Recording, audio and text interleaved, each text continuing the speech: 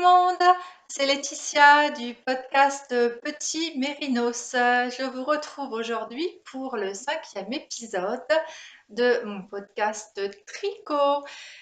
Je suis une tricoteuse de la région parisienne, à Fontainebleau plus précisément, hein. C'est une petite ville au sud de Paris. Dans cet épisode, je vais donc vous parler de mes projets terminés, de mes projets en cours, et puis à la fin, je vais insérer une mini vidéo euh, pour vous parler de mes lectures en cours. J'avais eu envie cette fois-ci de vous parler plus précisément d'un coup de cœur, un audiobook. Voilà. Donc, pas énormément de choses à vous montrer aujourd'hui, mais quand même un projet terminé dont je suis très très très contente. Il s'agit donc du pull Silverleaf de longue avec Anna, que j'étais pas sûre de terminer parce que le beau temps arrivant, j'avais envie de projets de printemps, j'avais plus tellement envie de tricoter de mohair, et puis finalement je me suis forcée un petit peu, je me suis mis un petit coup de boost, et ça y est, c'est terminé. Et je peux même le porter parce qu'aujourd'hui, il fait pas beau, et j'ai envie de dire tant mieux parce que je peux le mettre, je peux en profiter et j'en suis ravie. D'ailleurs aujourd'hui, il fait vraiment un temps très très très mauvais et j'espère qu'au niveau de la luminosité ça va aller parce que il pleut, hein. Clairement il pleut. Voilà, donc je vous présente donc mon Silverleaf que je porte aujourd'hui, que je vais vous montrer porter. Voilà.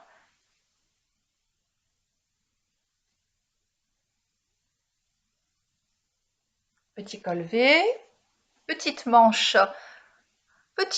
toute droite bouffante. Donc, c'est un modèle dont je vous ai déjà parlé la dernière fois, de Longue avec Anna, qui est un modèle qui est tricoté avec un fil de fil-green et un fil de mohair. J'ai pris le fil qu'Anna préconisait, à savoir de la Knitting for Olive Merino, doublé avec un fil de mohair. Et c'est dans le coloris brown nougat, qui est un brun clair moyen rougi.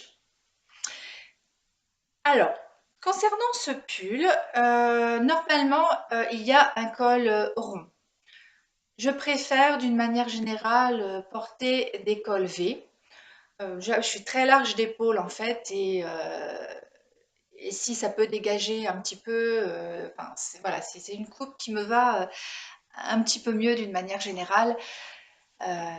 Donc j'ai décidé de modifier l'encolure et de faire un col V. Donc je ne peux pas vous dire ce que j'ai fait comme modification plus précisément par rapport au patron, sauf que bon, moi j'ai fait des augmentations ici, tous les quatre rangs au lieu de temps pour l'encolure normale. Et j'ai eu quand même un petit peu peur parce que quand j'ai eu fini cette encolure, elle m'arrivait là. Donc clairement, j'aime bien les encolures dégagées, mais peut-être pas à ce point-là, quoi. Enfin, j'ai plus l'âge que j'ai plus l'âge que on voit trop ma poitrine, quoi. Bon, bref. Et je savais que l'i-cord, parce qu'il y a un i-cord tout autour, c'est une finition, voilà, hein, qui permet quand même de resserrer considérablement l'encolure, mais ce n'était pas suffisant, c'était toujours trop échancré à mon goût. Donc ce que j'ai fait, c'est que j'ai relevé, enfin j'ai démonté l'i-cord, et j'ai recommencé en relevant ici des mailles tout, enfin 2 mailles sur 3 et dans le dos, 2 mailles sur 3. Enfin ici, 2 mailles tous les 3 rangs et dans le dos, 2 mailles sur 3. J'ai refait mon I-cord et oh miracle, cette fois-ci, ça tombait exactement comme je voulais. Donc pour ça, je suis très, très contente. J'ai également fait des petites modifications sur les côtes, que ce soit sur les poignets ou en bas. J'ai fait des côtes torse parce que visuellement, je trouve ça plus esthétique. Et j'ai également fait, que ce soit en bas et sur les poignets, ce fameux rabattage qui, comment ça s'appelle déjà? Jenny Surprisingly Stretchy Bind Off. Donc le rabattage étonnamment élastique de Jenny, qui en fait est très très facile. Il s'agit tout simplement de... À chaque fois que vous tricotez donc, mettons une maille en droit, vous faites un jeté, une maille envers, donc correspondant au rang envers des côtes, et vous rabattez les 2 mailles précédentes au-dessus de, la 3e maille. Donc c'est le même principe qu'un rabattage classique, sauf que là vous avez 2 mailles que vous rabattez sur la 3e. Donc comme il y a une maille en plus entre eux à chaque fois, 3 mailles au lieu de 2, bien, du coup, ça apporte de l'élasticité. Hein, normal. Effectivement, non, c'est normal puisqu'il y a plus de mailles. Et ce que j'aime avec cette finition, c'est que, en fait, ici, il y a, ça forme une espèce de chaînette qui est très très jolie. Je trouve que ça fait une finition un peu plus professionnelle. Et je suis ravie de ce rabattage. Et dans ma tête, je croyais que ce rabattage était exclusivement réservé aux côtes A1 comme celui-ci, mais en fait, je crois que pas du tout, parce que vu que ça consiste à faire un jeté à chaque fois, je vois pas pourquoi on pourrait pas le faire pour des côtes de 2, par exemple, pour des chaussettes ou autre. Enfin, j'ai pas testé, hein, mais à mon avis, c'est un rabattage qui peut être très intéressant pour le rabattage des chaussettes toe up, donc de la pointe vers la tige, le mollet. Vous savez que souvent le problème de ces chaussettes, c'est que bah, le rabattage ici, il est bien souvent trop serré et on n'arrive pas à enfiler sa chaussette. Donc je pense que c'est un rabattage qui sera très intéressant et ça, moi, je vais m'empresser de le tester sur ma prochaine paire de chaussettes du toe up. Euh, voilà, donc ça c'est pour le rabattage. Quoi d'autre? Donc, je vous en parlais la dernière fois. Donc, c'est un modèle avec une construction raglante. Donc, toutes les augmentations se font ici au niveau des raglans, également donc dans l'encolure. Une fois que toutes les augmentations sont faites, on vient séparer les manches du corps. Le corps va être tricoté tout droit. Il n'y a pas de, il n'y a pas de diminution ou d'augmentation, diminution ici, il n'y a pas de forme, c'est tout droit, c'est tout simple. Et les manches, c'est pareil. Donc de là jusque là, c'est tout droit, aucune diminution à faire. Les diminutions sont faites ici juste avant de tricoter les côtes. En fait, on vient rabattre beaucoup de mailles sur 3 rangs, ce qui fait cette forme un petit peu ballon. Un petit peu ballon, mais pas trop. En ce qui me concerne, les manches ballon, je n'aime pas trop. Euh, Pas parce que du coup, esthétiquement, je trouve ça ravissant, j'adore, hein. Mais si c'est trop bouffant, si c'est trop ballon, et bien pour s'habiller après, c'est pour mettre un manteau, une petite veste et tout, c'est pas toujours très pratique parce qu'on se retrouve avec des boudins comme ça, quoi. Mais là, pas du tout. En fait, je trouve que c'est absolument parfait, c'est bien étudié. Bah, vraiment, je conseille à 100% ce modèle. Et si vous êtes débutante, bah, à mon avis, il n'y a pas trop de problèmes non plus. Je vous en parlais la dernière fois parce que cette petite dentelle est très simple. Elle est sur, je crois, sur 8 rangs, il me semble, de mémoire. Mais comme elle est très répétitive, vous voyez, elle est assez facile à mémoriser, hein. Une fois qu'on a fait une, voire deux répétitions, après ça va tout seul, on n'a plus besoin de regarder la grille d'explication. Et puis aussi, les modèles de Long avec Anna sont extrêmement bien expliqués. Les explications sont très très fournies. Il y a beaucoup de pages. Donc, si vous êtes débutante, vous pouvez suivre les explications pas à pas. C'est vraiment très très bien expliqué. Euh, pour moi, je n'aurais pas besoin d'autant d'explications. Pour moi, il y a trop de pages. Mais voilà, donc ça dépend de quoi on a besoin. Donc effectivement, pour une personne qui a besoin de beaucoup d'explications, franchement, nickel, c'est parfait. Moi, je recommande à 100% les patrons de Longue avec Anna. Euh, oui, voilà, moi j'ai eu aucun souci. Ici, euh, étant donné, enfin, il faut avoir 8 mailles pour faire un motif. Anna nous dit que bah, si on n'a pas suffisamment de mailles ici, on peut choisir soit de répéter le motif, une partie du motif ou pas. Donc moi je me retrouve ici en dessous, vous voyez, avec une partie du motif qui n'est pas répétée. Mais ma foi, ça me va très bien comme ça. Alors concernant la laine, le kit mohair surtout de Knitting for Olive, moi je fais partie des personnes qui sont très sensibles au mohair. Et par exemple, le mohair, le kit silk de Drops, c'est très très compliqué pour moi. Je ne peux pas le porter ici, il faut que je mette quelque chose en dessous parce que sinon ça me pique. Et donc j'adore le mohair et je suis à la recherche de mohair qui ne pique pas.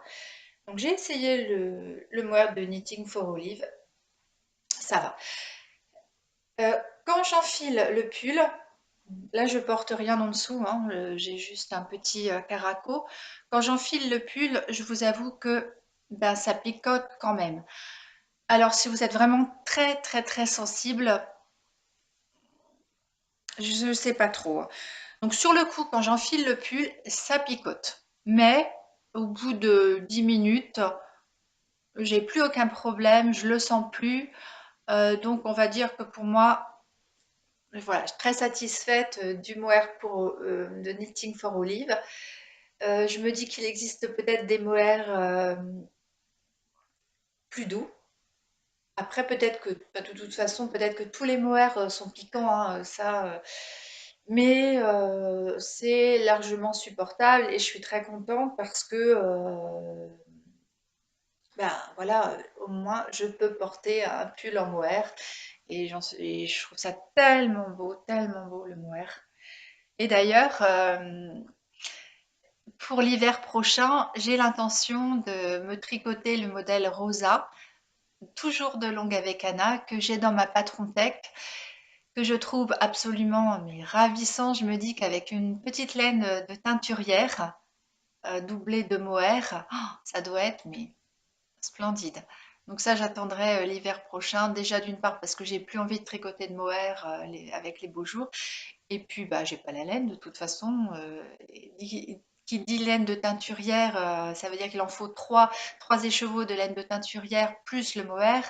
Ça représente quand même un certain budget, donc bah, on verra l'hiver prochain. Voilà, donc autre projet terminé, je vais pas trop m'éterniser dessus parce que je vous en ai déjà parlé la dernière fois, c'est cette jolie petite paire de chaussettes qui s'appelle Noëlla, que j'ai tricoté en Arwetta classique, coloris light blush. Donc je ne vais pas m'éterniser dessus. Si ça vous intéresse, je vous renvoie à mon podcast numéro 4 où j'en parle davantage. Très chouette modèle. Voilà, j'en suis absolument ravie. C'est un modèle qui, en fait, j'ai un peu triché. C'est censé être dans ma boîte de bas 2021 que je suis censée m'offrir à la fin de l'année, mais l'autre jour, j'avais froid à la maison et je les ai mises. Et je les adore. Donc en fait, je ne sais pas si je vais réussir à aller jusqu'au bout de ce concept de boîte de bas parce que je suis très impatiente et j'ai envie de les porter, mes chaussettes. Voilà, voilà. Donc nous allons passer maintenant au projet en cours. J'ai commencé une nouvelle paire de chaussettes qui n'est pas très avancée. Alors je vous en parlais la dernière fois, j'avais craqué sur les modèles de mes flocons de laine qui a un compte Instagram et un compte Ravelry, donc mes flocons de laine, qui fait, et cette personne fait de très très jolis modèles de soquettes très raffinés. Et j'avais dit que j'allais tester un de leurs modèles, un de ces modèles.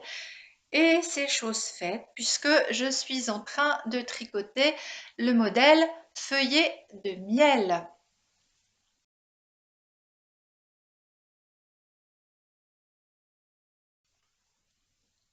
Qui, comme vous le voyez, est un modèle de soquette qui se commence par la pointe, que je tricote avec une laine dont je vous ai également parlé la dernière fois, qui est l'Arwetta classique, coloris caramel, que j'ai acheté chez Lil Weasel. Donc j'ai déjà tricoté, c'est la même laine hein, que ces chaussettes Noëlla.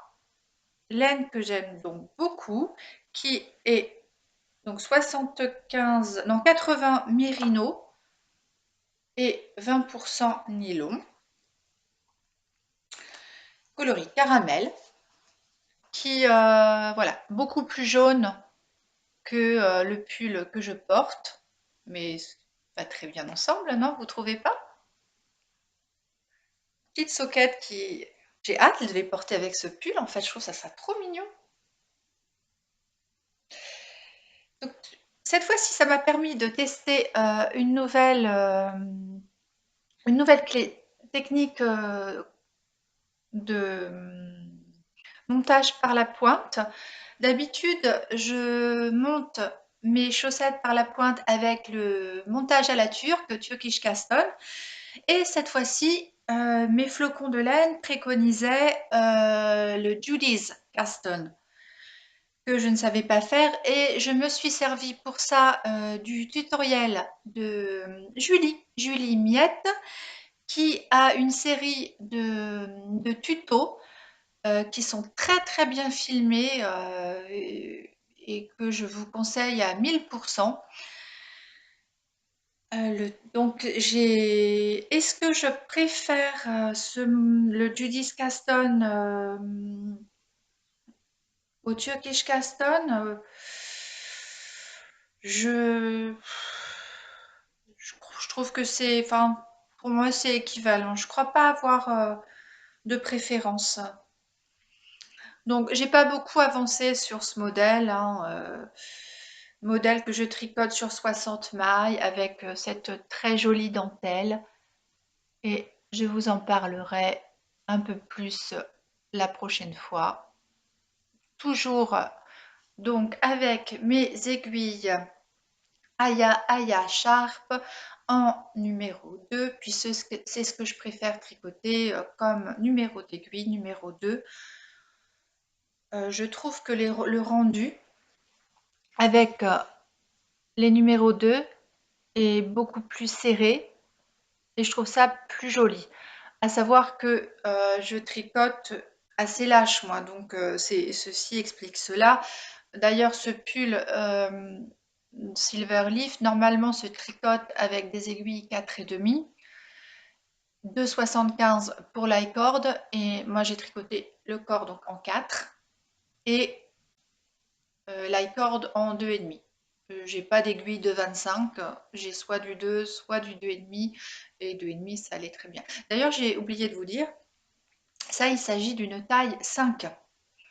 C'est une grande taille, hein, ça correspond à plus de 100 de tours de poitrine, mais enfin, dimension terminée, hein, évidemment. Euh, mais comme je vous disais, moi je suis assez large, donc je tricote des grandes tailles.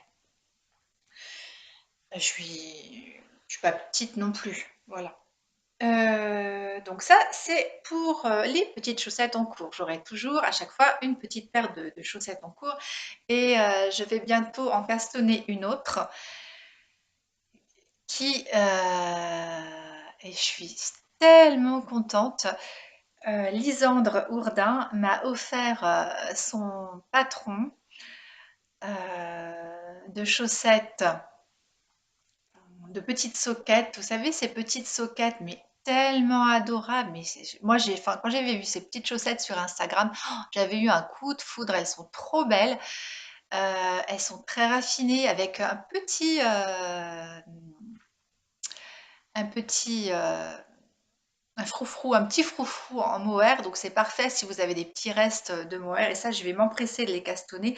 Et voilà, donc Lisandre m'a offert, mais très gentiment, ce modèle. Ça m'a énormément touchée. C'est vrai que j'avais craqué dessus et j'avais l'intention de les faire de toute façon un jour. Et, euh, et miracle, Lisande m'a proposé très gentiment de m'offrir le modèle. Donc, je suis tellement contente et merci mille fois. C'est vraiment adorable. Donc ça, il s'agit du modèle. Excusez-moi. Voilà, je suis de retour. J'ai un petit chat qui est pas très sage. Donc, je vous parlais donc de mon prochain projet chaussettes qui sera les chaussettes Syndio tactiques de Lisandre Ourdin que vous pouvez retrouver ce modèle sur Ravelry et c'est un modèle qui est en français. Donc, je vous mettrai bien évidemment une photo de ce modèle dont je n'ai pas encore choisi la laine avec laquelle j'allais les tricoter. On verra. Donc, autre projet en cours, et là je me suis fait un grand plaisir. Là, je suis un peu dans la dynamique n'importe quoi, de me tricoter des vêtements un peu plus basiques qui correspondent davantage à ma garde-robe de tous les jours, des choses dont j'ai vraiment besoin. Euh, Là-dessus, je copie ma copine Lynn de la chaîne Le Monde de Lynn qui est en train de refaire complètement sa garde-robe de basique et effectivement, bah, elle a bien raison parce que parfois on voit tellement de choses passer sur les réseaux qu'on a envie de tricoter parce qu'on trouve ça très joli, mais ça correspond pas toujours à ce que on porte le plus. Et là, je me suis dit, mais de quoi j'ai vraiment besoin? Et pour cet été, j'ai besoin d'un gilet. J'ai quasiment pas de gilet, j'ai besoin d'un gilet. J'ai peut-être un ou deux gilets, mais qui sont tellement usés que j'ose même pas les porter à l'extérieur. Je les porte qu'à la maison. Enfin, c'est une atrocité, quoi.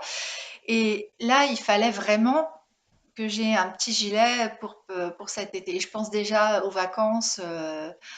Euh, voilà, avec tout ce qui nous est arrivé cette année, le confinement, etc. je crois qu'on a vraiment besoin de se projeter dans les vacances et tout ça. Et là, je me disais, là, pour cet été, je voudrais partir en vacances, je voudrais avoir mon petit gilet pour partir en vacances, le petit gilet que je vais porter les soirées d'été pour aller boire le petit apéro en terrasse. Il me fallait, voilà, le petit gilet d'été. J'ai beaucoup cherché sur Ravelry. Je voulais donc le modèle basique, un truc vraiment simple, en même temps un projet zéro cerveau. Et j'ai jeté mon dévolu sur le modèle Falesia d'Emily Louis, qui est un modèle qui date, je crois, de 2019. Mais ma foi, je le trouve très très très mignon, ce petit modèle. Et donc là où je me suis fait vraiment très plaisir, c'est que je me suis offert trois magnifiques écheveaux chez Heidi, Heidi, dans le coloris Beaujolais. Alors je pense qu'on voit pas bien la couleur. C'est souvent le souci hein, sur Internet avec les écrans, enfin avec les écrans parce que surtout les rouges, hein, je trouve que ça ressort pas bien. Alors cette couleur, Beaujolais, pour vous donner une idée, parce que moi sur mon écran, je vois je sais pas, une couleur bordeaux un peu bizarre, mais non, c'est pas ça. En fait, ça a exactement la couleur du sorbet au cassis, qui est ma glace préférée d'ailleurs. Oh, j'adore le sorbet au cassis. Et tout ce qui est à base de cassis d'ailleurs. Oh, j'adore. Bref, peu importe. C'est exactement cette couleur-là. Il y a c'est des tonalités de prune ou de framboise très foncées. C'est pas du rouge, c'est pas du violet. Voilà, c'est la couleur du sorbet au cassis. Dans ce mélange, 70% mérinos, 20% soie et 10% cachemire. Donc c'est le mélange M qu'ils appellent MSC, mérino soie cachemire.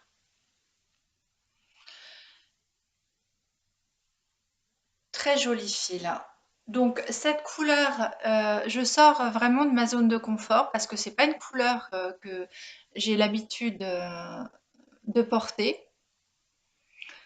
Mais j'ai été conseillée par mon compagnon qui avait voilà, qui trouvait que cette couleur était très jolie. Donc bon, euh,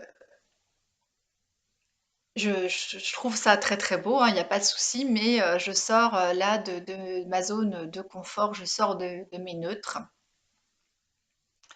On verra, on verra, on verra. Et donc j'ai castonné ce projet. J'ai pas beaucoup avancé, hein, pour l'instant c'est mon projet télé. J'en suis, dans ce sens-là, c'est mieux, non? Je n'en suis que là. Pas beaucoup avancé. Donc, c'est un modèle qui donc se commence par l'encolure. On tricote tout d'abord séparément une partie d'encolure. Ensuite, au niveau de la moitié, donc du cou derrière, on vient relever des mailles pour tricoter l'autre partie de l'encolure. Alors, je me suis posé la question du pourquoi ne pas faire une seule bande, pourquoi faire deux bandes que l'on rejoint ensemble. Je suppose que ça va offrir une meilleure tenue de l'encolure. Je pense que c'est pour ça.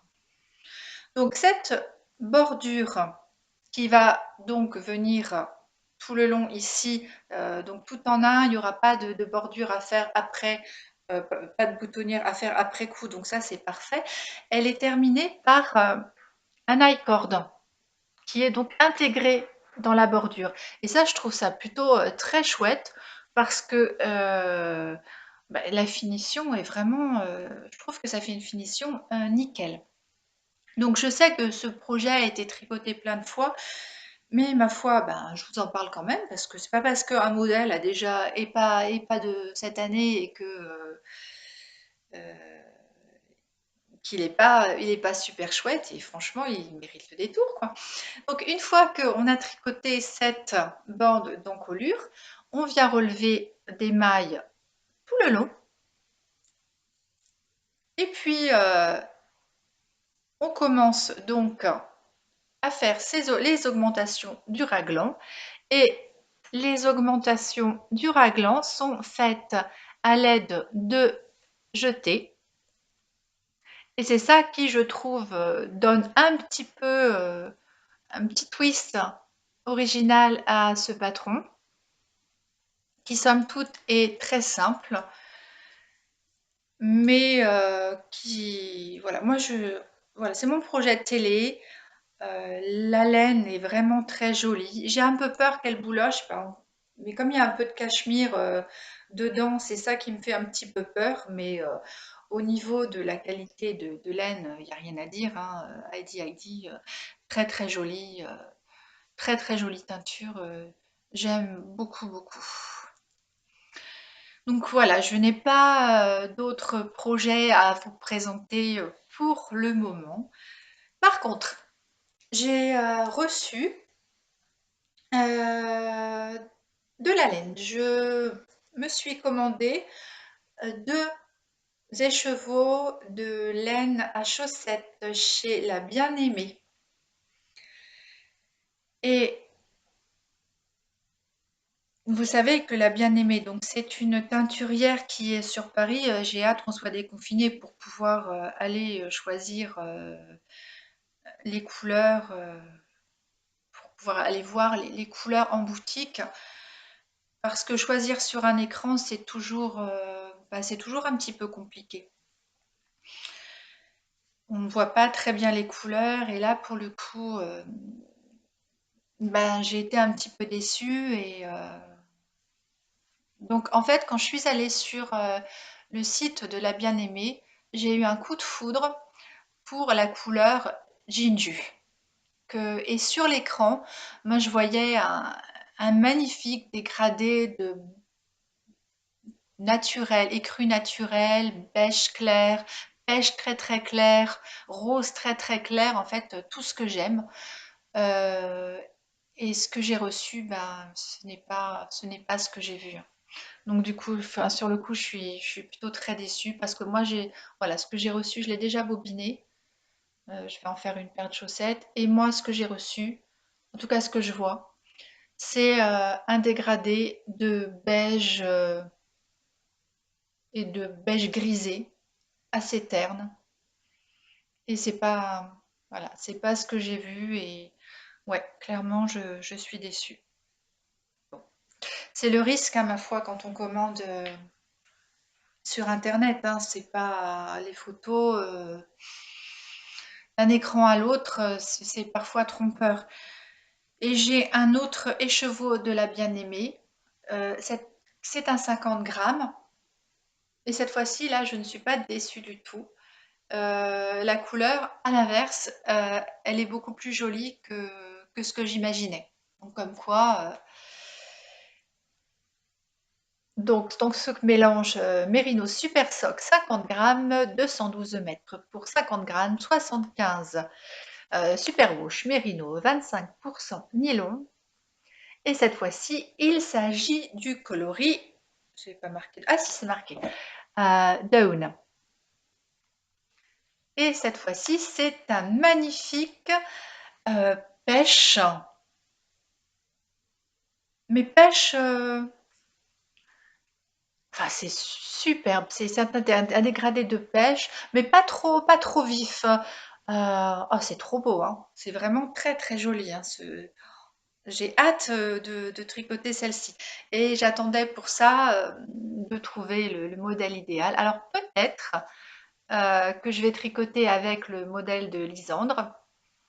Je pense que ça pourrait être très joli, mais je suis pas encore décidée. Je vais voir, avec toi, je vais tricoter le modèle de Lisande. Mais en tout cas, cette couleur, Dawn, je ne sais pas ce que vous voyez vous, hein, parce que je vous dis, moi, c'est un pêche, un dégradé de pêche qui n'est pas trop peps. Moi, par exemple, mon vernis à ongles, là, je le vois rouge vif. En fait, il est pas rouge, il est rose foncé. Donc, je sais pas ce que vous voyez vous. Bref. Donc voilà pour mes petites avancées tricotesques. Euh, je vais bientôt également me lancer. Je me suis lancé un véritable challenge pour moi parce que je ne sais absolument pas coudre. Je sais coudre des pulls, je sais faire une paire de rideaux, des coussins, des trucs comme ça à la machine, mais c'est c'est tout quoi. Je ne sais rien faire d'autre. Et donc habituellement, je regardais pas trop les, les podcasts couture parce que bah, c'est pas pour moi. Enfin, je me dis, je sais pas coudre, je sais rien faire, donc pourquoi, pourquoi me faire du mal à regarder les podcasts couture des copines, ou les parties couture des copines, vu que je ne sais rien faire. Et j'avais vu donc une vidéo de Delphine où elle présentait ses petites cousettes et j'ai quand même regardé cette partie-là et je me suis dit, mais quand même, ça serait quand même dommage de pas essayer. Et, et je me suis pris au jeu. J'ai vu aussi un petit top, je sais plus comment il s'appelle, en tout cas sur la chaîne de Agathe Power au tricot. Elle a fait un petit débardeur tout mignon. Et je me suis dit, allez, il faut vraiment que tu essayes. Et donc, je me suis commandé sur les conseils donc, de Delphine un patron chez Atelier Scamit qui est la blouse, je me rappelle plus du nom.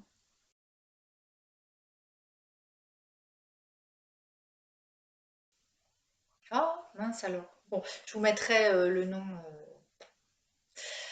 dans un petit coin là. Donc, je me suis commandé ce patron. Reste à trouver du tissu, tout ce qu'il faut.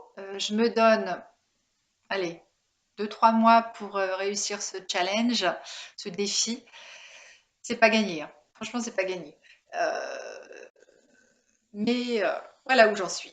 Donc, je vous quitte sur ce. Je vous insère donc à la fin, comme je vous avais dit, une mini vidéo podcast lecture.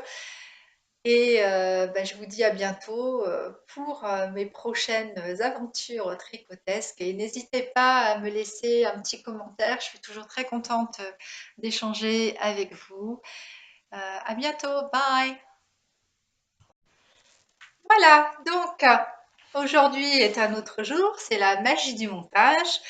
Cette fois, je vais vous parler de mes lectures en cours. J'ai eu envie de vous parler d'un roman que j'ai terminé hier soir.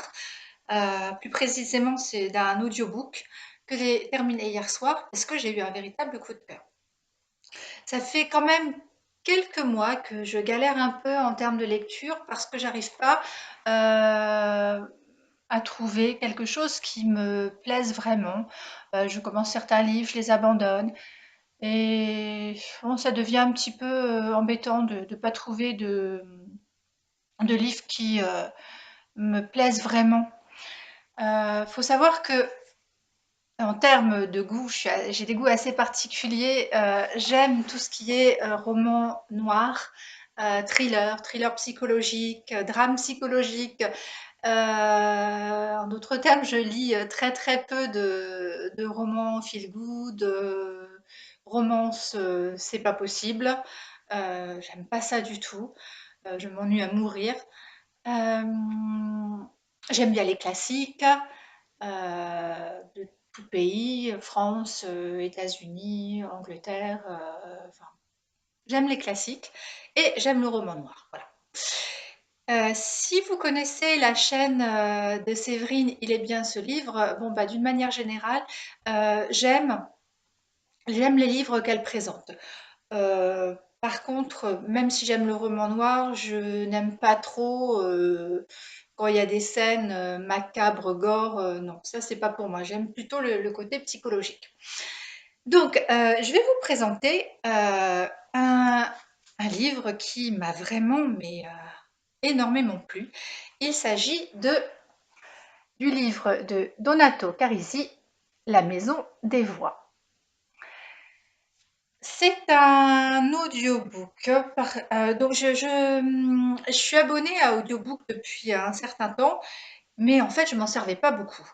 Et donc l'abonnement à l'audiobook d'Amazon, ça coûte 9,90 € par mois. Et, avec par mois, vous avez droit donc à un crédit qui vous permet d'acheter un audiobook. De manière générale, un audiobook, ça vaut à peu près 20 euros.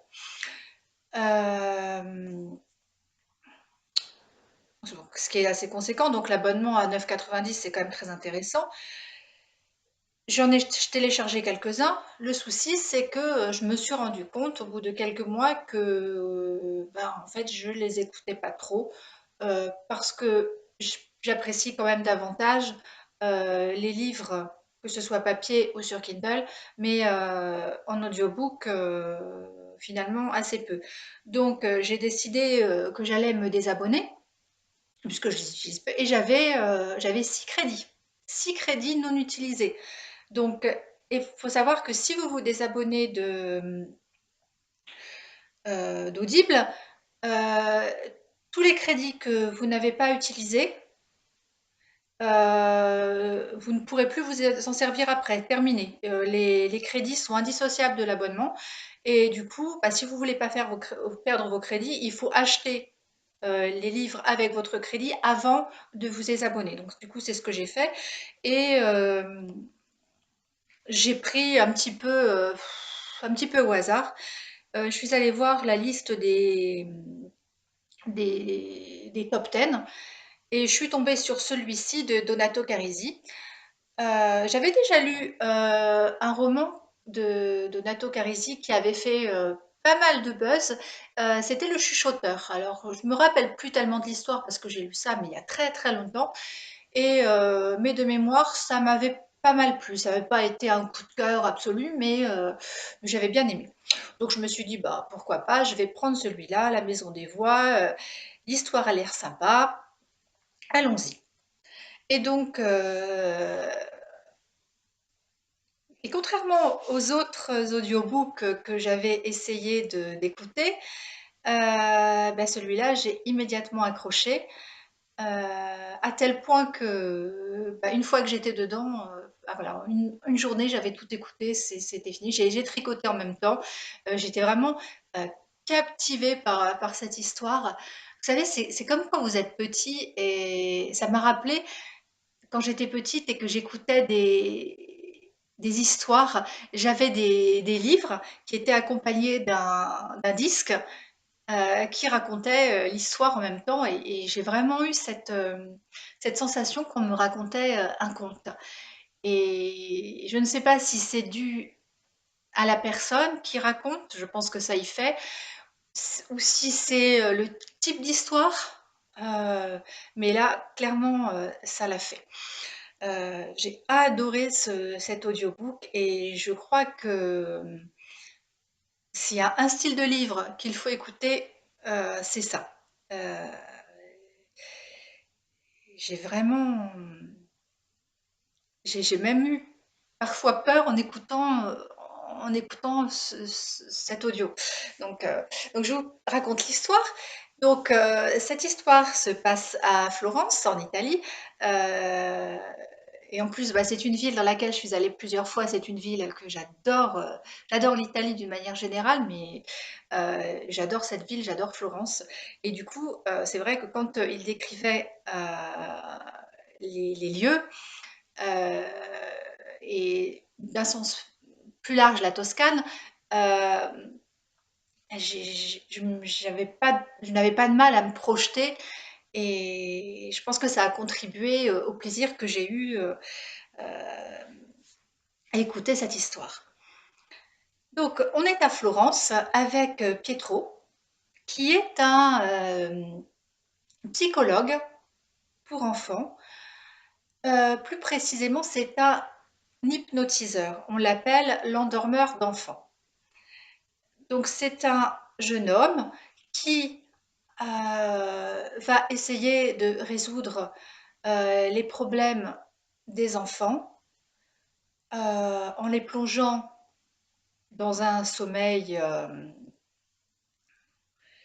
parallèle, enfin, je ne sais pas comment dire, en les endormant en tout cas. Et donc déjà, ça, le côté psychologique, hypnose, ça déjà ça me plaît. Bon. Et ce jeune homme, Pietro, dont le père était déjà psychologue pour enfants et hypnotiseur, euh, donc Pietro, au début du livre, est chargé de faire une expertise pour un tribunal. Et pour cette expertise, il doit hypnotiser un enfant qui a vécu des choses assez glauques, hein. Euh, donc je veux pas vous spoiler, donc je vais pas en raconter plus. Et il reçoit un appel d'une psychologue australienne, une psychiatre australienne, qui lui demande de venir en aide à une jeune femme qui a été adoptée lorsqu'elle avait une dizaine d'années par une famille australienne et qui auparavant avait vécu en Italie. Et cette jeune femme aurait vécu des choses très très glauques, très très noires, mais on ne sait pas trop quoi.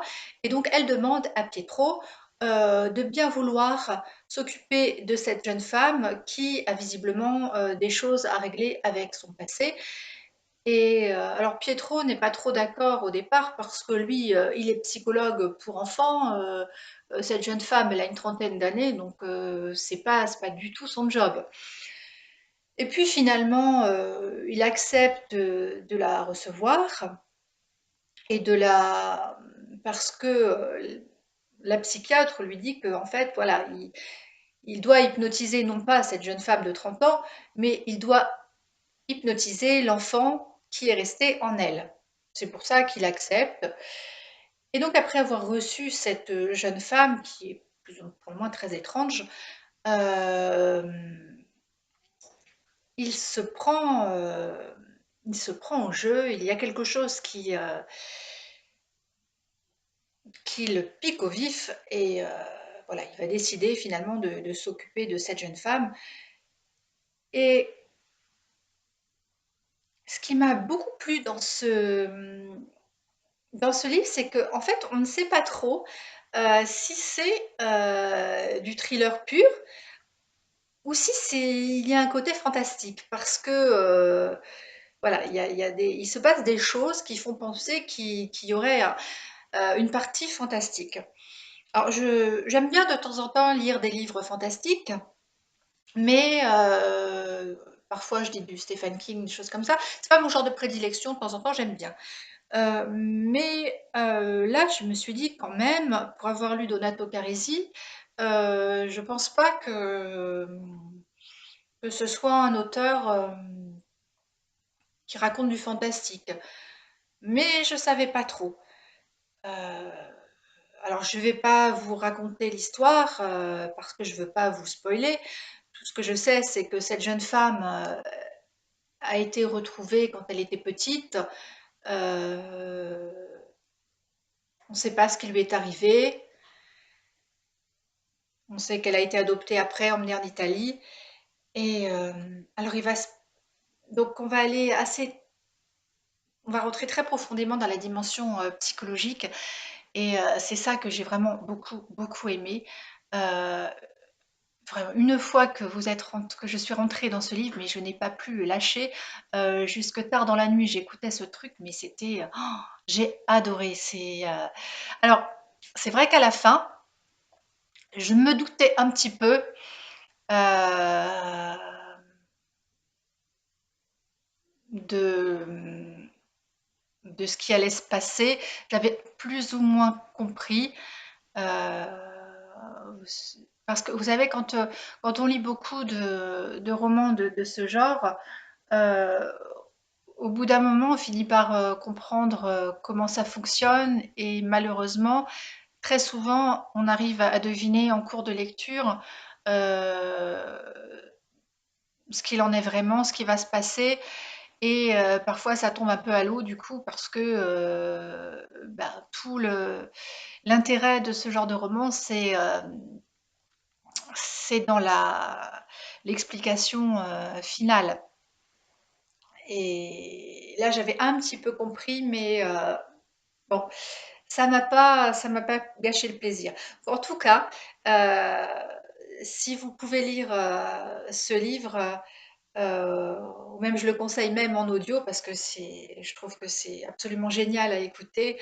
Allez-y, foncez si vous aimez ce genre de livre. Moi, j'ai adoré. Voilà.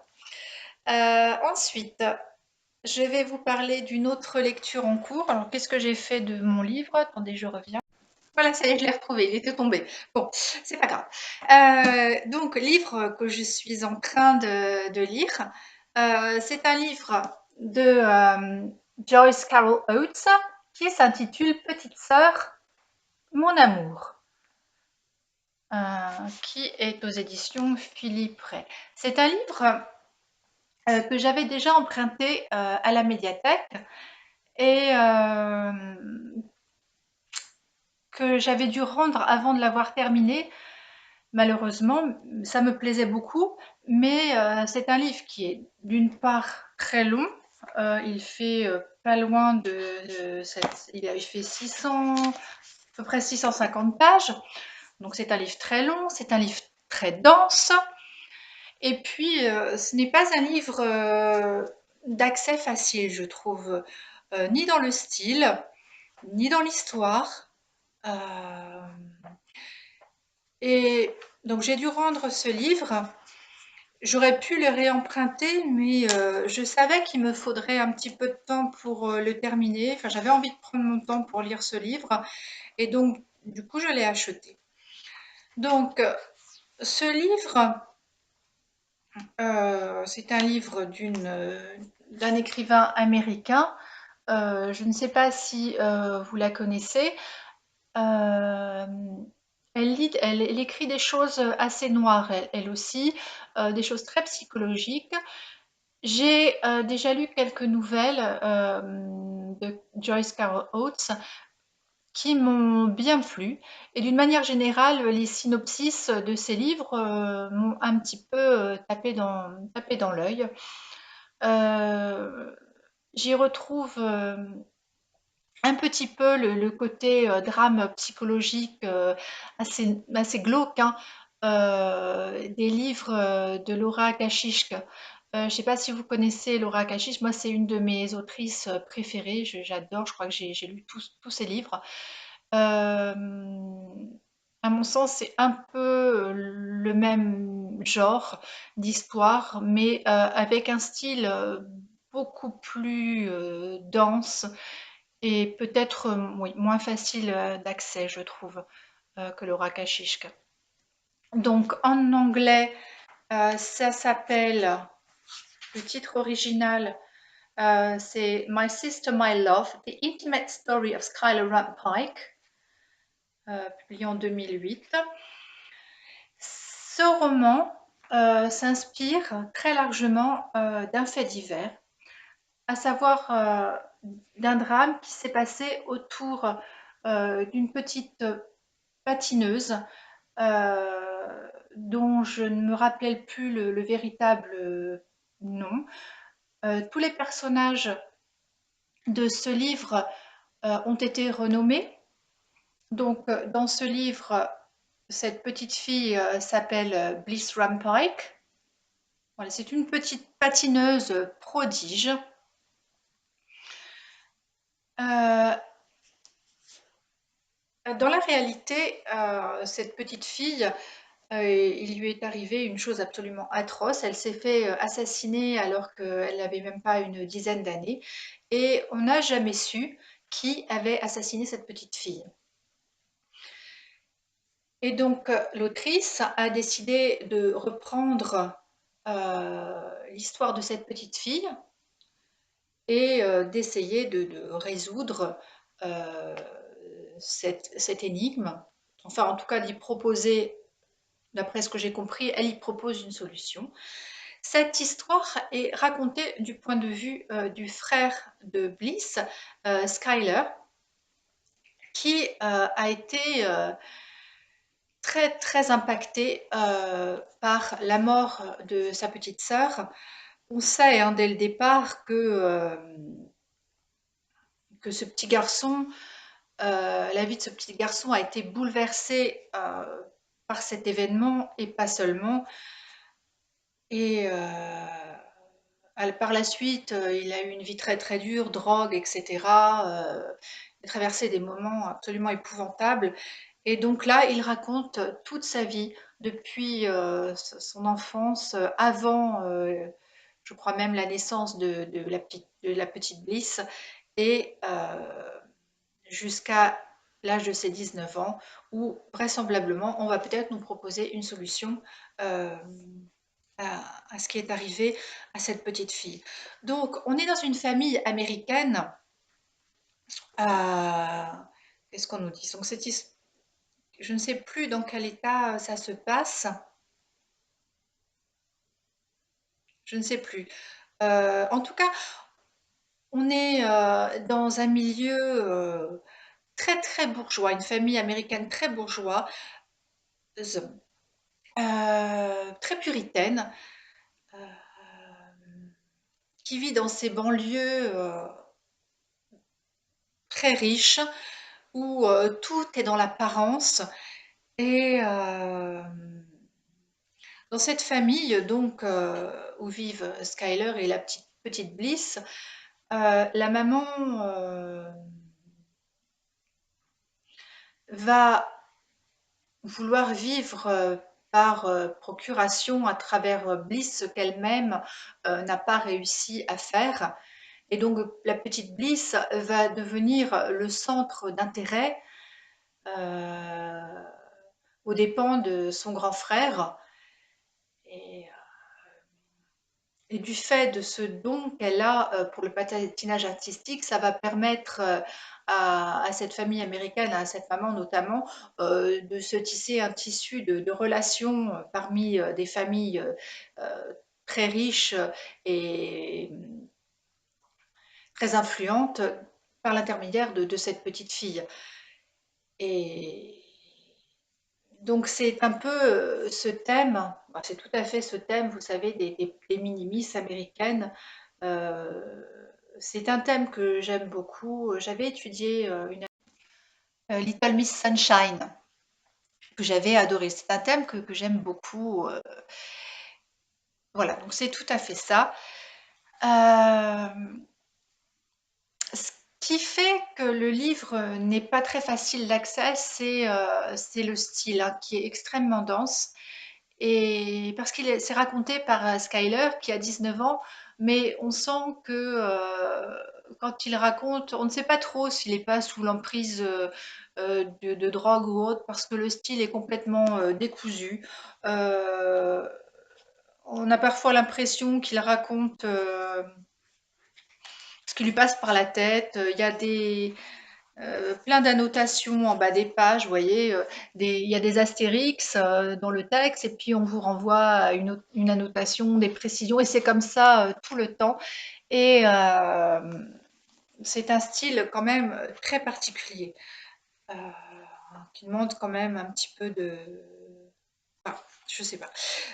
En tout cas, moi j'aime beaucoup. Alors, bah, dites-moi si vous connaissez cet auteur, si vous avez lu ce livre. Je, je prends mon temps pour le lire. Pour l'instant, moi, ça me plaît beaucoup. Et Voilà, donc si ça vous intéresse, je vous raconterai,